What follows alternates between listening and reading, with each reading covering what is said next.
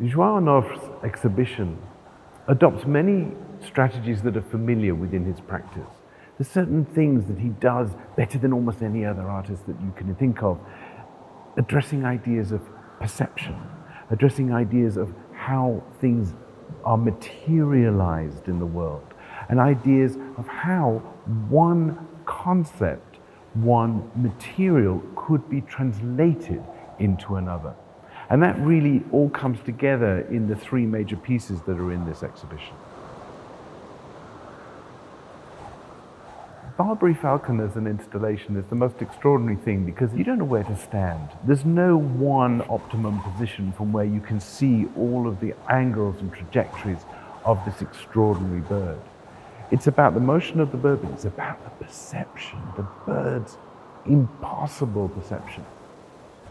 Perception is so much more than looking. It's an engaged form of looking. And when we see the installation here, what comes to mind, for example, is an idea of the panopticon, where if you were positioned in a particular location, you could see in all directions. And what comes with perception in all directions? Well, there's an idea of control and power. And a lot of those issues are brought into the realm of the work and the way that the work is installed.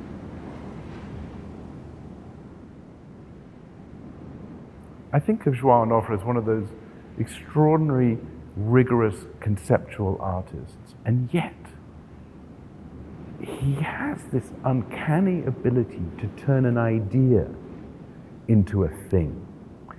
And that process is what we experience in the gallery, and the residual effects of that process are what we might call an object. In this case, a sound, musical notes that actually are transformed into an object. It's really interesting because if you were to try and transform the object back to the notes, there's no going back. And that's what's also extraordinary about this, because the object then have to exist in the world. They are, if you like, testimony or a kind of witness to a performative event, that they capture these extraordinary moments. If it's a few notes from Miles Davis that are actually rendered into material form. But that form is interesting because it's not excessive. It's to do with the space that the object creates as much as the material itself. Not only is the artist engaged in the process of translation, but he's also then handing over the results of that process into other people's hands for them to interpret and reinterpret in both a material way and a spatial way.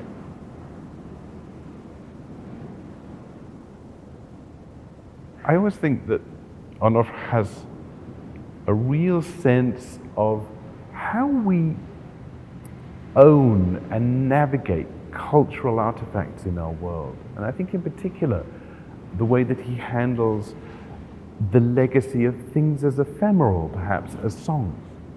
And if you think about Song to the Siren, it's such an extraordinary song that so many of us know and love and have a strong sense of this word that I keep coming back to, ownership. And my sense of that, and a sense of how Onofre handles it, is that every interpretation, every experience, every echo, every memory of that song is carried forward into the performance, or should I say performances, that are articulated here. And what you have here is a simultaneity of a series of performances that kind of move in and out of each other. You want to call it a duet or some kind of harmonizing, but in a way they're somehow more interwoven, working in and out of each other, and they're played through. The call and response of the song is played through this figure who is rotating in the video, who is again moving in and out of your realm of perception. The main thing that you carry with this is an uncanniness. The range of the voices it's not it's not as simple as a kind of binary tenor, falsetto. It's not male, female. It has a way of carrying much more interpretation with it than merely the repetition of a song. I think the beauty of Onofre's work is that he sets up a space for you. And he sets up parameters of experience, whether they are over time, whether they are embodied in relation to negotiating an object, whether they are to do with sound, whether they're to do with memory, whether they're to do with language. Onofre's created a space for us to interpret a whole range of cultural artifacts that without him, we wouldn't begin to make sense of. With him, we just begin to make sense of them.